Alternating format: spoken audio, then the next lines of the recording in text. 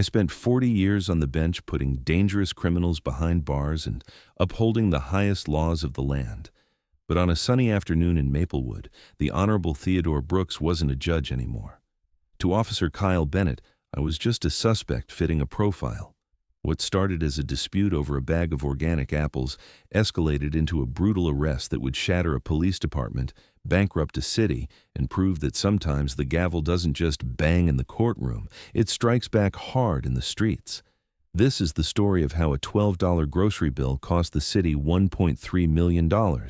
That morning began with the quiet precision that defined my life. At 72, I moved with a slower, more deliberate grace than I had in my prime, but my mind remained as sharp as the edges of the law books lining my study.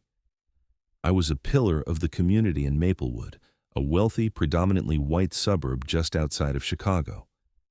Neighbors knew me as the quiet man who tended his roses with obsessive care, often unaware that this quiet man was a retired Superior Court judge who had presided over some of the state's most complex civil rights cases.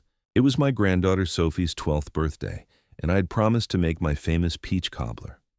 It was a recipe passed down from my grandmother in Georgia, requiring specific peaches that, in Maplewood, could only be found at Harvest Fresh Market, a high-end grocery store known for its overpriced produce and aggressive loss prevention policies. I dressed in my Sunday casuals, a pressed plaid button-down, khaki slacks, and a pair of worn but polished loafers. I grabbed my reusable canvas bag, a gift from the Bar Association, and drove my 2018 sedan to the market. Inside, the store was bustling. I navigated the aisles with a small list in hand. I selected the peaches, a bag of flour, cinnamon, and a few other essentials. The total would be small, but I took my time inspecting the fruit for bruises. When I reached the front, the lines for the cashiers were backed up into the cereal aisle. Valuing efficiency, I opted for the self-checkout. I scanned my items slowly. Beep, beep, beep. The machine was temperamental. When I scanned the bag of organic flour, the screen froze. Unexpected item in the bagging area. The robotic voice droned. I sighed, lifting the flour and setting it back down. The light above my station flashed red. I looked around for an attendant. Denise Fletcher, the floor manager on duty, was already having a bad day. Understaffed and stressed, she was watching the monitors like a hawk. When she saw the red light at Station 4, she didn't see a retired judge struggling with a glitchy interface.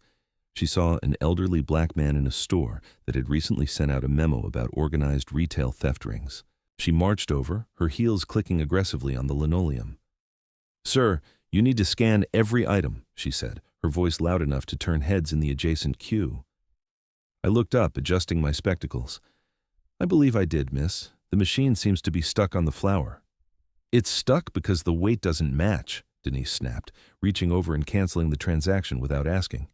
"You're trying to bag it without scanning it properly. That's a common trick." I stiffened. My posture, usually slumped with age, straightened.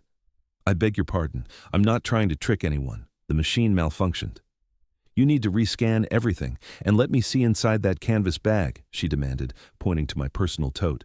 "This is my personal property," I said, my voice dropping an octave, taking on the resonant timbre I use to silence unruly courtrooms. "I have not left the store. I am attempting to pay. You are being incredibly rude." Denise wasn't used to being challenged, certainly not by someone she had already categorized as a problem. She keyed her radio. "Security to self-checkout. We have a non-compliant customer refusing to show merchandise." I couldn't believe it. I reached for my wallet to simply pay and leave, but the screen was now locked by Denise's override code. "I'm going to pay for these groceries," I stated firmly. "Then I'm going to speak to your corporate office." "You're not going anywhere," Denise said, crossing her arms. The store security guard, a teenager named Corey, who looked terrified, hovered nearby, unsure what to do. But Denise had already escalated it further. She had signaled the police officer parked in the fire lane outside, a regular detail for the Maplewood PD on weekends. Officer Kyle Bennett walked in. If I was the embodiment of judicial restraint, Kyle Bennett was the embodiment of unchecked aggression. 28 years old, with a buzz cut and a uniform that fit a little too tightly around his biceps, Bennett had a reputation in the precinct. He was known as a stat hunter, a cop who prioritized arrest numbers over community policing. He had transferred to Maplewood from a rougher district 3 years prior, bringing a combat mentality to a neighborhood where the biggest crime was usually jaywalking. Bennett saw the scene, a flustered white manager pointing a finger at an elderly black man who was holding a wallet. He didn't ask questions. He didn't survey the situation. He strode forward, his hand already resting near his belt, his thumb hooked into his vest. "What's the problem here?" Bennett barked, stepping into my personal space. "He's trying to steal groceries and he won't cooperate," Denise lied, emboldened by the badge. "He refused to show me his bag." I turned to the officer. "Officer, my name is Theodore Brooks. This machine malfunctioned and this woman has accused me of theft before I've even completed the transaction." "Turn around," Bennett said. I blinked. "Excuse me." I said, "Turn around. Hands on the scanner now." "Officer, this is a civil dispute over a checkout machine. I have ID right here." I lifted my hand, holding my wallet. To a trained eye, it was an old man offering identification. To Kyle Bennett, who was operating on adrenaline and bias, it was a sudden movement. The escalation was instant. Bennett slapped the wallet out of my hand.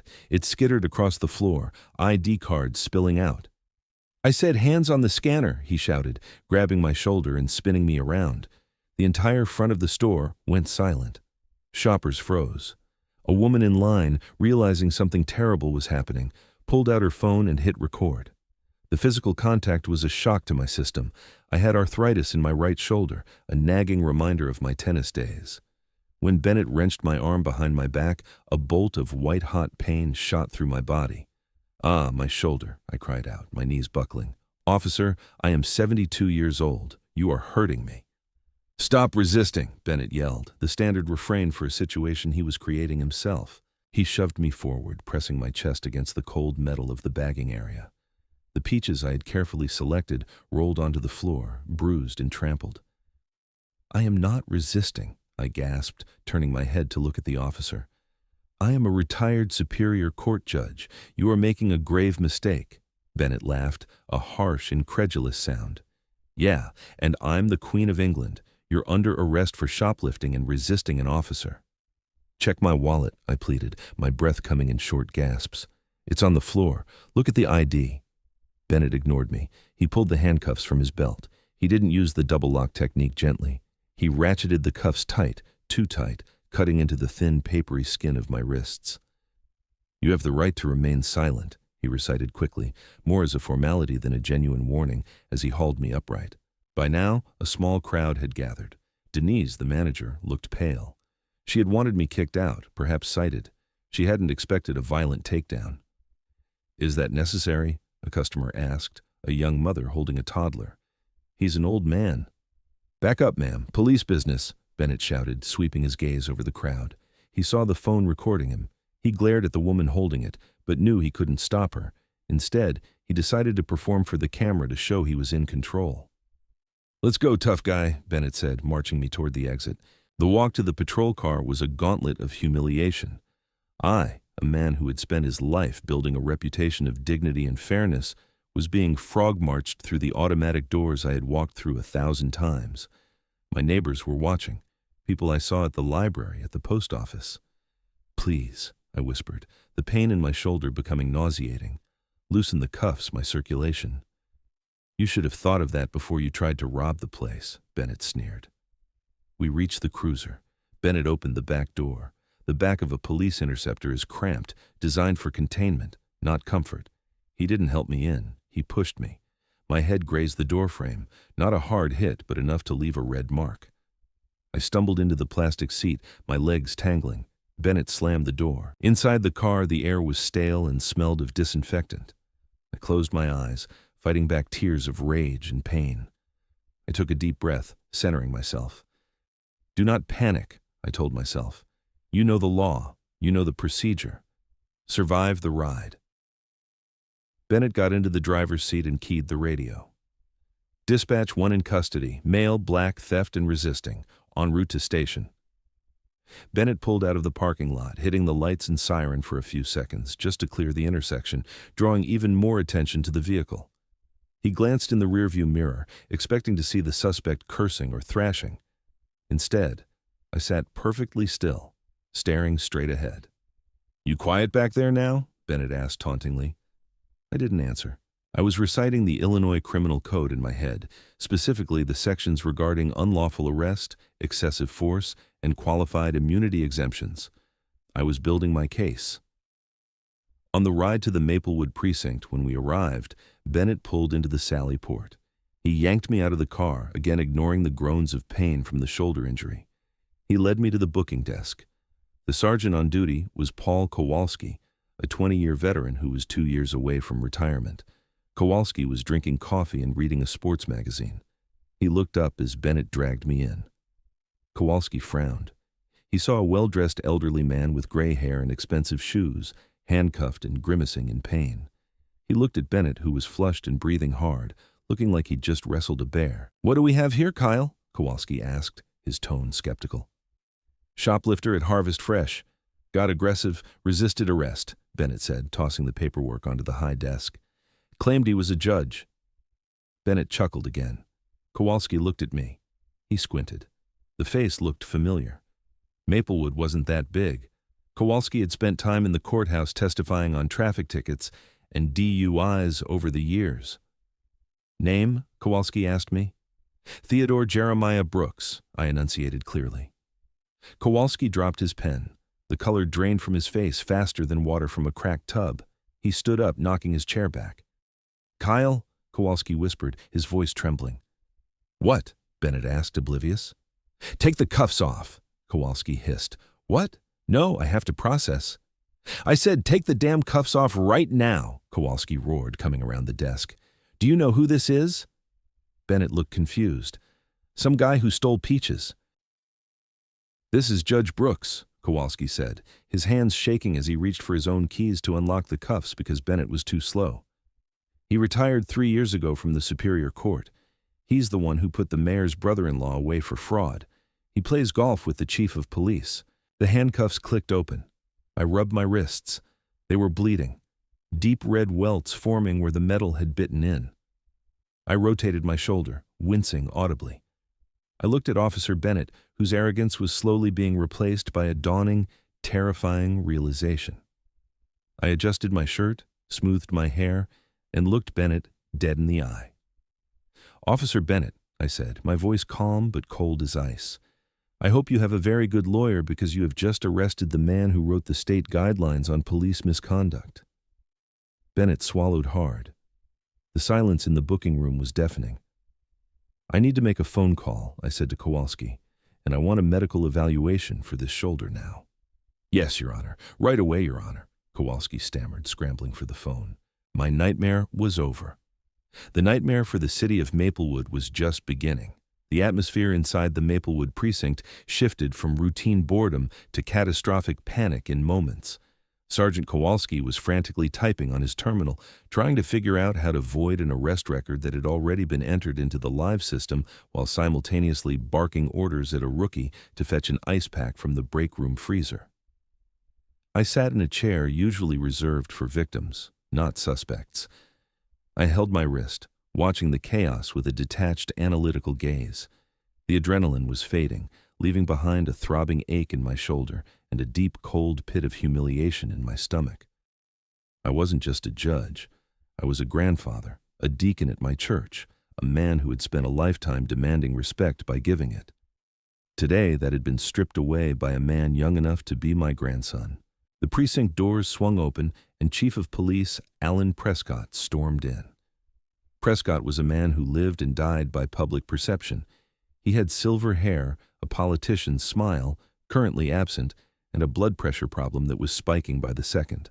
He had received a call from the mayor before the patrol car had even parked. "Where is he?" Prescott demanded, ignoring his officers. He spotted me and practically jogged over. "Judge Brooks. Theodore, I don't even know what to say." "You can start by explaining why your officer assaulted a senior citizen over a bag of flour," I said, my voice raspy but steady. I didn't stand up. I didn't offer a hand to shake. Prescott grimaced, looking at the welts on my wrists. "We're going to get to the bottom of this immediately. I'm having Bennett pulled off duty pending an investigation. We'll get you a ride home." "Hell, I'll drive you myself." "I don't want a ride," I said. "I want my lawyer and I want an ambulance. My shoulder feels like it's been dislocated. Prescott turned to Kowalski. Get the paramedics now. While the precinct scrambled to mitigate the damage inside, the world outside was already passing judgment. The video taken by the woman in the grocery store had been uploaded to social media with the caption, "Maplewood PD assaults elderly man for shopping while black. This is disgusting." It spread rapidly. Before long, it had reached 1 million views. The video was damning. It showed the entire interaction, my calm demeanor, the aggressive escalation by Officer Bennett, the brutal takedown, and the heartbreaking sound of me crying out in pain. The internet sleuths were at work instantly. They identified the store, Harvest Fresh Market. They identified the officer, Kyle Bennett. They even identified Denise Fletcher, the manager, who was currently locking the doors of the grocery store as her phone exploded with death threats. Back in the precinct locker room, Kyle Bennett sat on a bench staring at his boots. He wasn't remorseful. He was furious. In his mind, he had followed protocol. The suspect was non-compliant. The suspect resisted. The fact that the suspect turned out to be a VIP was just bad luck, a glitch in the system. "You really stepped in it, Kyle," another officer, a veteran named Ellis, said quietly as he changed out of his uniform. "That's Brooks. He's the guy who forced the department to wear body cams 5 years ago. He hates bad procedure." "I followed procedure," Bennett snapped, slamming his locker shut. "He didn't show ID when I asked. He pulled away. What was I supposed to do? Let him walk? When it's a 70-year-old man buying peaches?" "Yeah, maybe you talk to him first," Ellis said, shaking his head. "Union rep is on the way. But honestly, you better pray the body cam footage got corrupted." But it hadn't, and I knew it. Later that day, I was in a private room at Riverside General Hospital. My son, Jonathan, a successful architect in Chicago, paced the room, furious. "I'm going to kill him," Jonathan said, his voice trembling with rage. "I'm going down to that station and I'm going to—" "You will do no such thing," I said from the bed. My arm was in a sling. The diagnosis was severe, a torn rotator cuff and a hairline fracture in my wrist. The recovery would take months, perhaps years, for someone my age. "We do not fight in the streets, Jonathan. We fight in the courtroom. That is where we win." "They humiliated you, Dad. I saw the video. It's awful. I can't watch it." Jonathan wiped his eyes. "It is evidence," I said, "and it is going to buy your daughter's college tuition and perhaps a new wing for this hospital." The door opened and a woman walked in. She was sharp-featured, wearing a tailored navy suit that cost more than Officer Bennett's annual salary.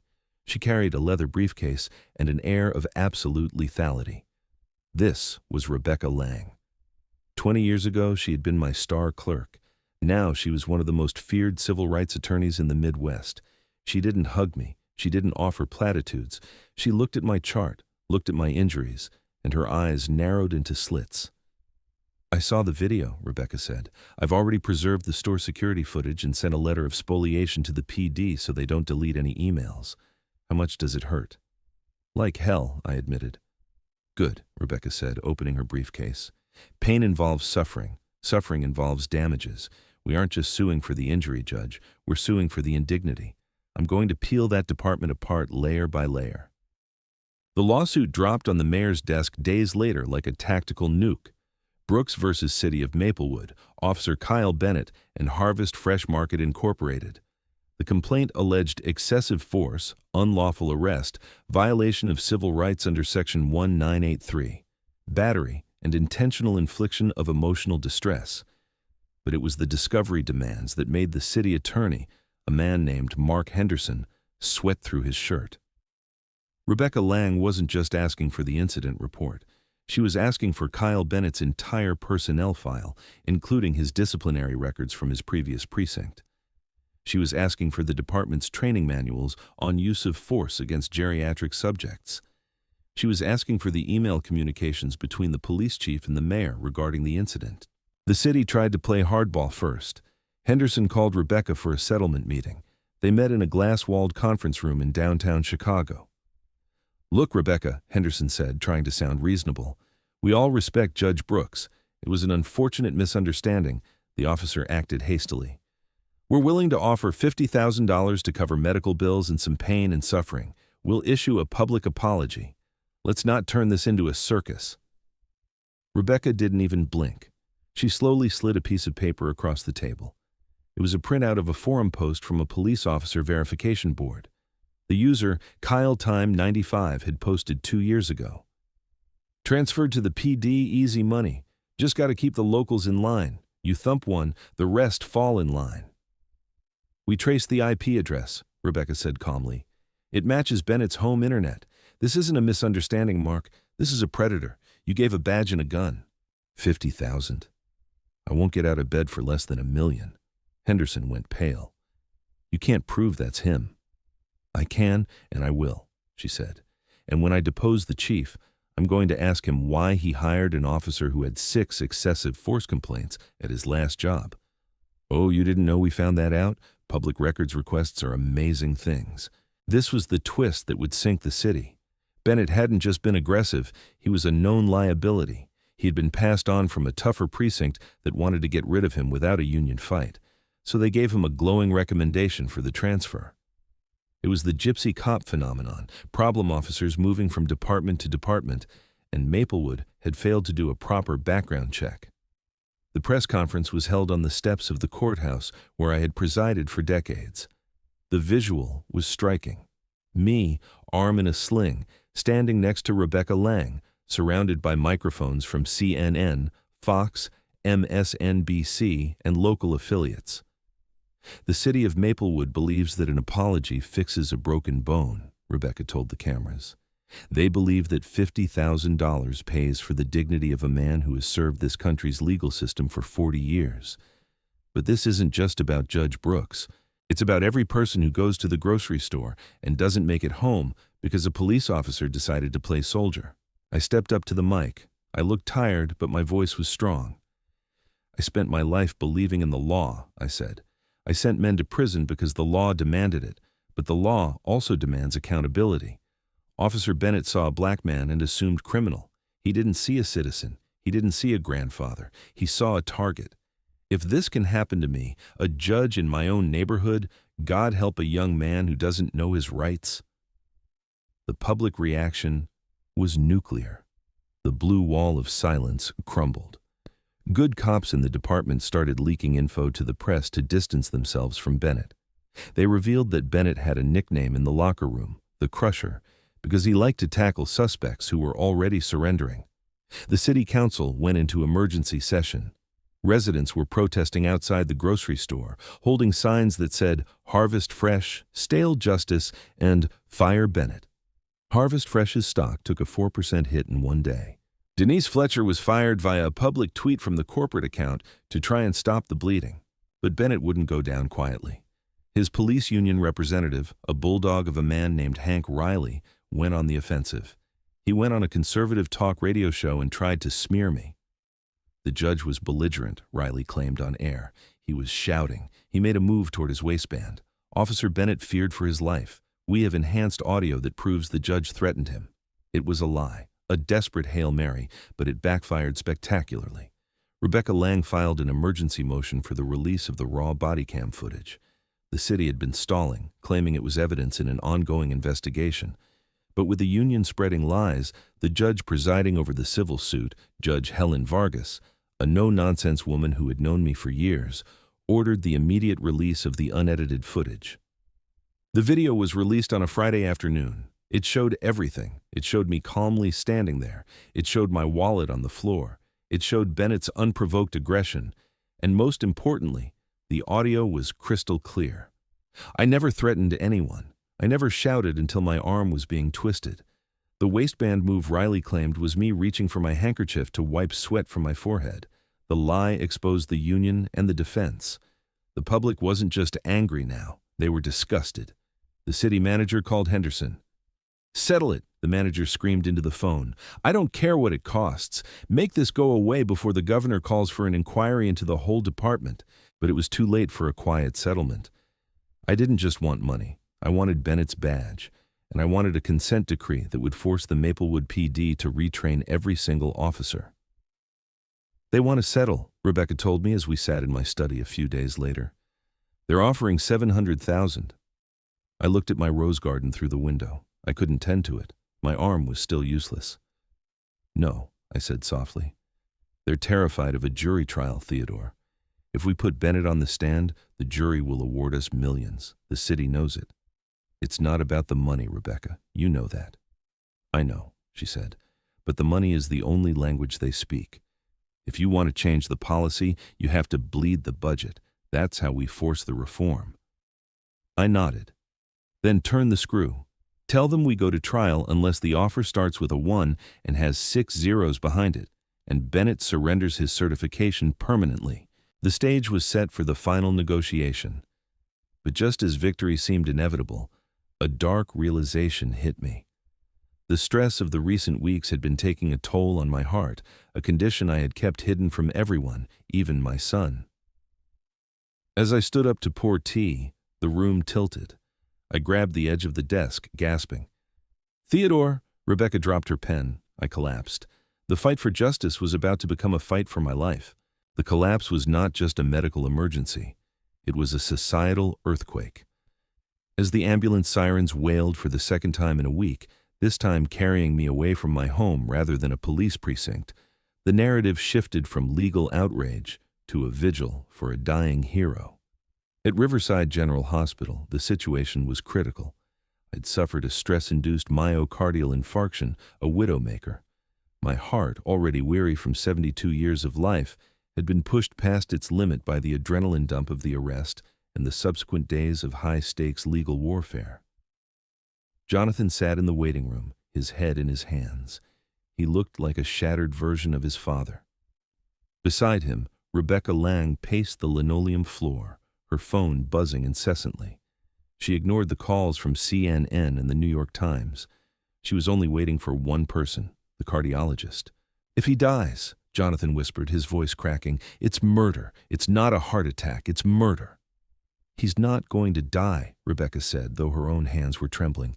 "He is the strongest man I know. He survived the civil rights movement. He survived the Chicago riots, and he survived 40 years on the bench. He is not going to let Kyle Bennett be the last thing he sees." Outside the hospital, a crowd had gathered. It started with a few neighbors from Maplewood, people who knew me as the man who gave out full-sized candy bars on Halloween. But within hours, it grew.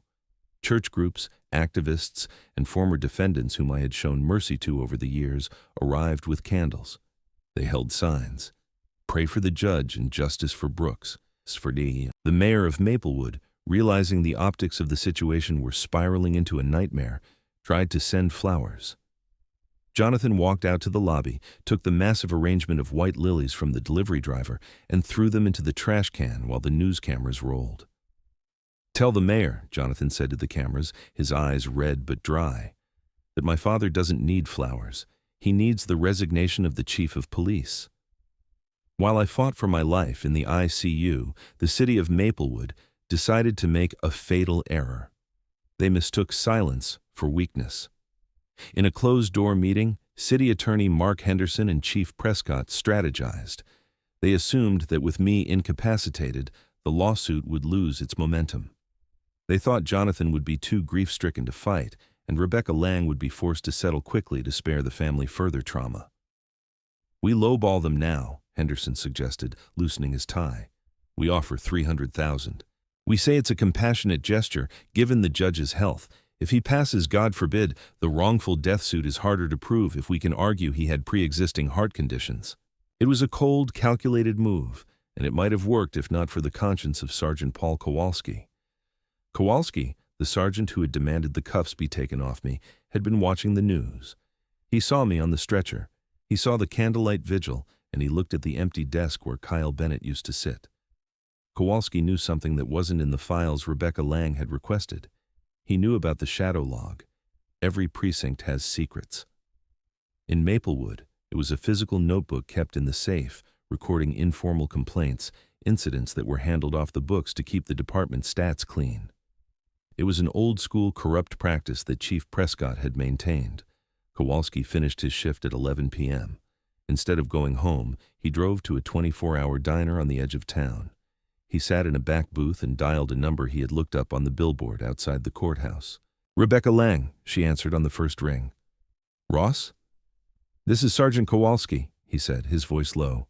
"Don't hang up." I have nothing to say to you, Sergeant, unless you're confessing, Rebecca said, her tone razor-sharp. I'm not confessing. I'm defecting, Kowalski said.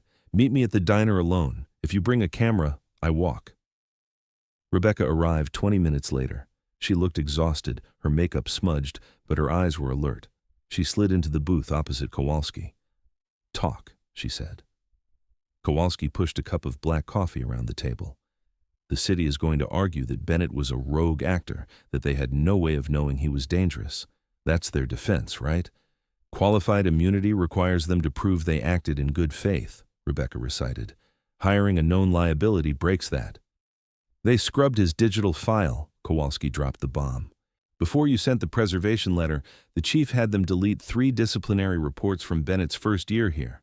He roughed up a teenager at the skate park, broke the kid's nose. The dad was paid off in cash from the asset forfeiture fund to drop it. No paper trail. Rebecca froze. This was RICO territory. This was federal crime territory. You can prove this. I can't prove the digital deletion, Kowalski said, but I have the notebook. The captain kept a handwritten log of every payout. It's in his safe. But I took photos of the pages a month ago because I knew this day would come. Bennett is a ticking time bomb, and I told Prescott that. He told me to shut up and play ball. Kowalski slid a manila envelope across the table. Rebecca opened it. Inside were high-resolution photos of a ledger. There it was in black ink. Officer Bennett, incident at skate park, subject minor, injury, broken nose, resolution, 5K payout to father, no charges, keep off main server. There were others. A homeless man pepper-sprayed while sleeping, a domestic dispute where Bennett had threatened the wife. Why are you giving me this? Rebecca asked, looking up at the graying officer. Because I joined the force to catch bad guys, Kowalski said, standing up. I didn't join to be one. And because I shook the judge's hand once 10 years ago. He remembered my name. Bennett called him a thug. One of them deserves to be protected. It ain't Bennett. Rebecca watched him leave. She touched the envelope. It wasn't just evidence anymore. It was a loaded gun pointed at the head of the city administration. At the hospital, my eyes fluttered open. The room was dim. The beep of the monitor was rhythmic, reassuring. I saw Jonathan asleep in the chair. Jonathan, I croaked. Jonathan woke with a start, rushing to the bedside. Dad, don't try to talk. You had a heart attack. You're okay. You're in Riverside General. I took a shallow breath.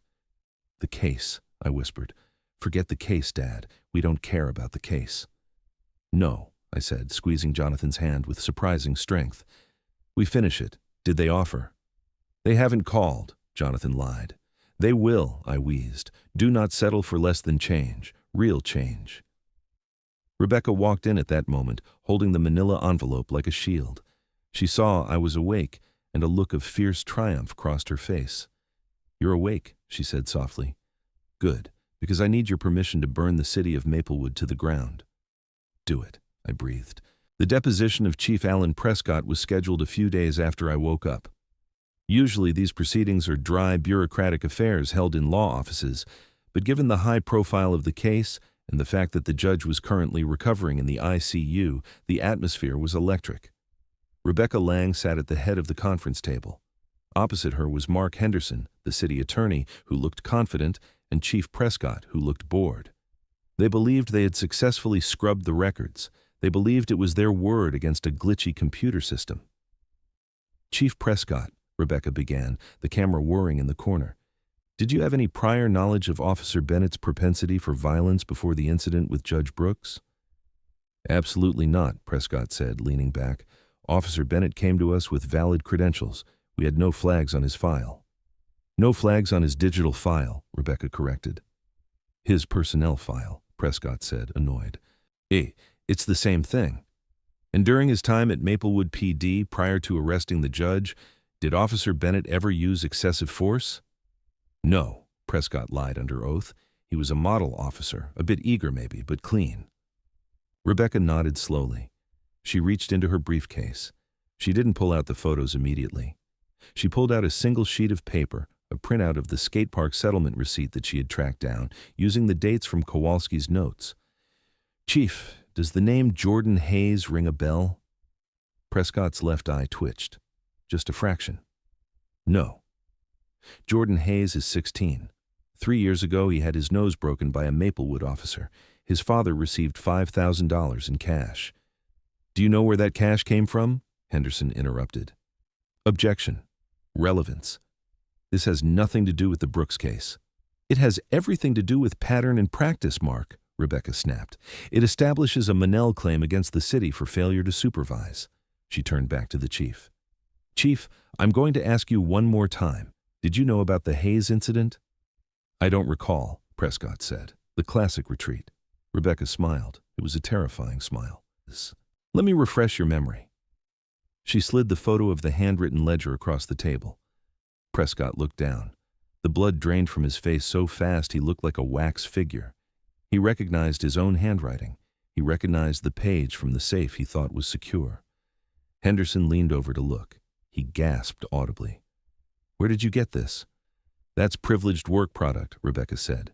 But since it documents the commission of a felony, specifically misappropriation of city funds and obstruction of justice, privilege doesn't apply. It's the crime-fraud exception. Rebecca leaned forward. This is the part where you stop lying, Chief. Because if you lie again, I'm not just coming for the city's money. I'm walking this evidence over to the FBI field office in Chicago. They love public corruption cases. The room went dead silent. Henderson looked at Prescott with horror. He realized his client had lied to him, exposing the entire legal team to sanctions.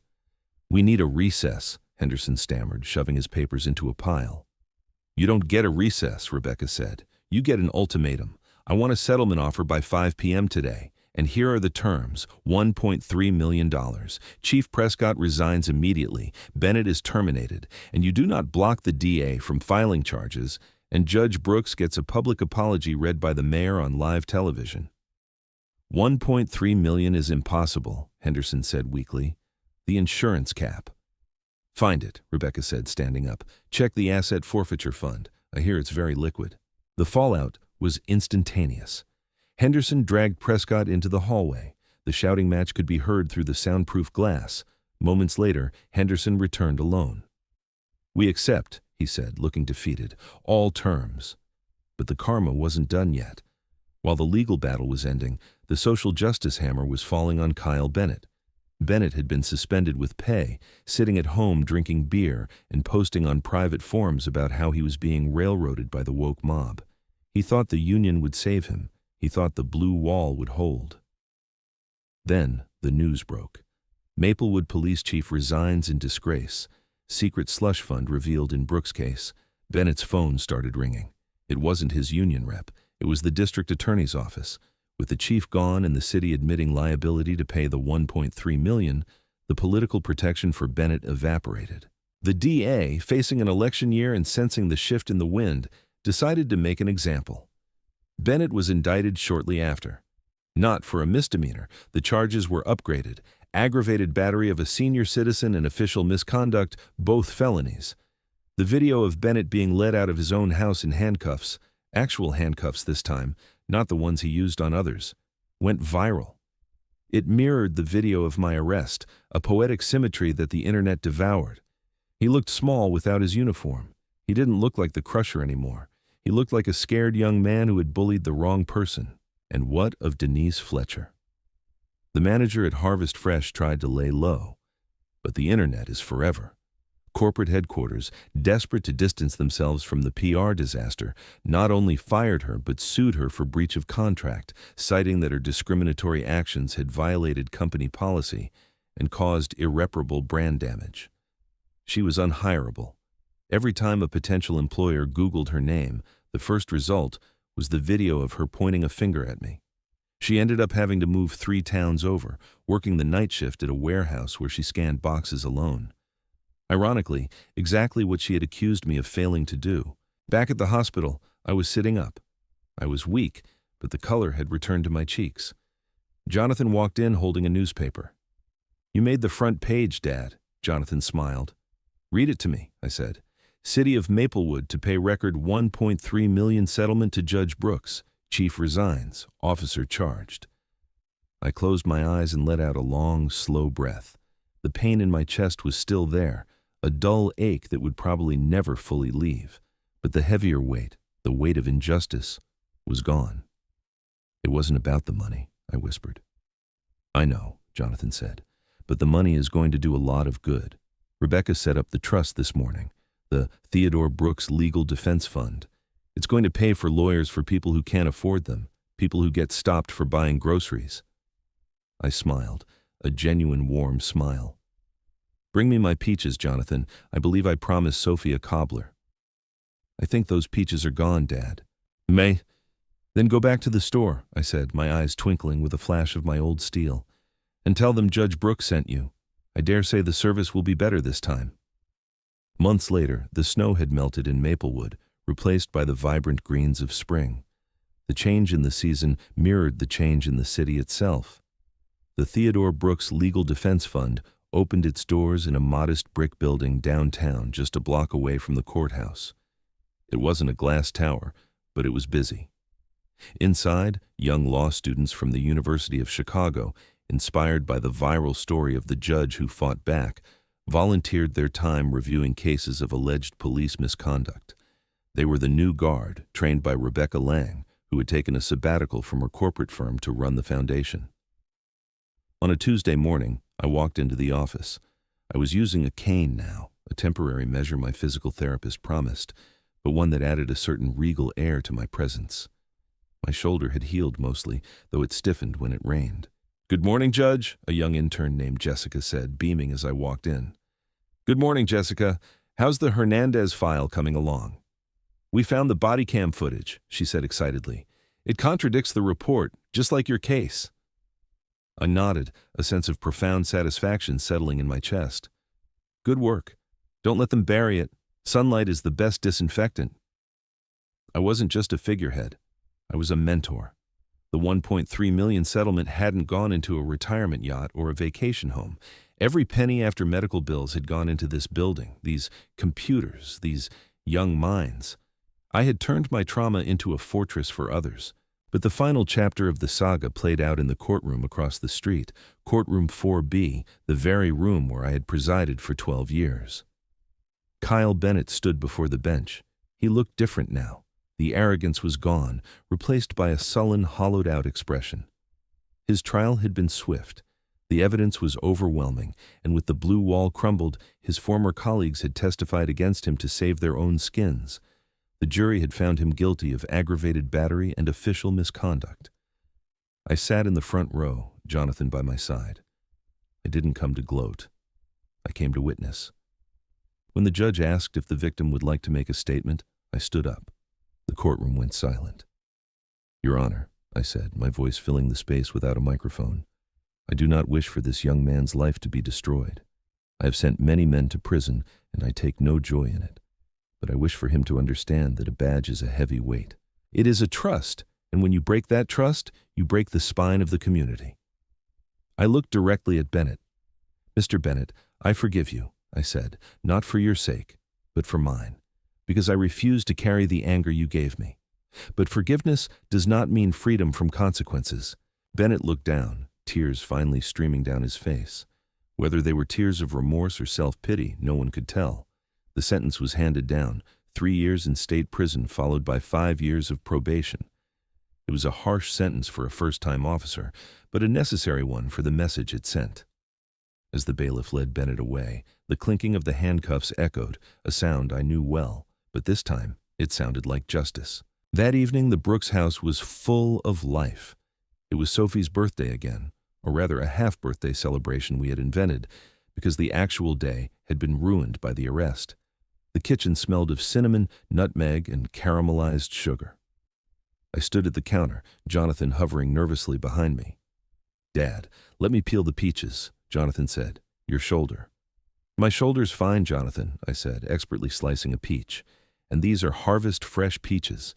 They cost me a broken arm and a city government. I'm going to peel them myself." Jonathan laughed, a sound of genuine relief. The shadow that had hung over our family was gone.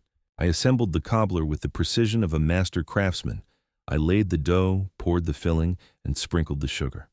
I placed it in the oven and set the timer. I walked out to the back porch while it baked.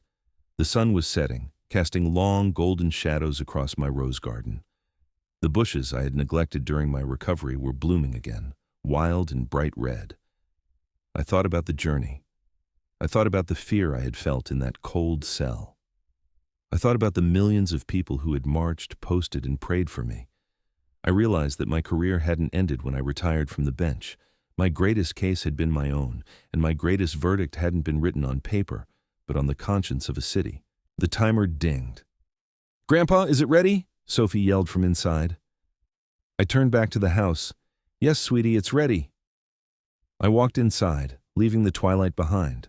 I served the cobbler, warm and sweet, to my family. As I took the first bite, I closed my eyes. It tasted like peaches. It tasted like victory. It tasted like freedom. The city of Maplewood was different now. The police officers waved at citizens. The training manuals were rewritten. The corrupt had been purged. And it all started because an old man refused to be broken over a grocery bill. I had proven one thing. The law is not just what is written in books. It is what we stand for when we are tested. And sometimes the quietest men have the loudest roar. And that is my incredible true-to-life story. It's a powerful reminder that justice isn't always given. Sometimes it has to be taken. I turned a moment of absolute humiliation into a movement that cleaned up an entire city. I showed us that no matter your age or the odds against you, standing up for your dignity is the most powerful weapon you have. My story isn't just about a lawsuit. It's about the blue wall of silence crumbling when good people refuse to look away.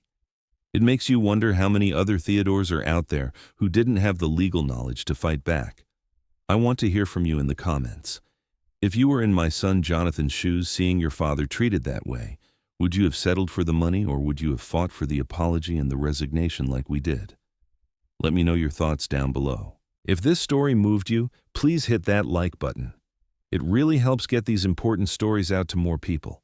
And if you want more deep dives into true crime, legal dramas, and stories of karma hitting back, make sure to subscribe and ring the bell so you never miss an upload. Thanks for watching, and remember, the gavel of justice might be slow, but when it falls hard.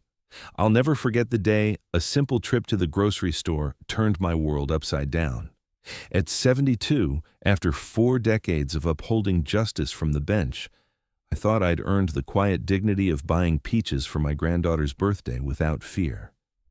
Instead, I was slammed against a checkout counter, wrists bleeding from too tight cuffs, my body screaming in pain while a young officer laughed off my pleas that I was a retired judge. The humiliation burned deeper than the torn rotator cuff or the hairline fracture in my wrist. In that moment, stripped of every title and every ounce of respect I'd spent a lifetime earning, I felt small, invisible, and utterly human. But here's the lesson that still brings tears to my eyes when I think about it. Your worth is never defined by how others see you in a single terrible moment. It's defined by what you do with the pain they hand you. I could have let rage or despair swallow me whole.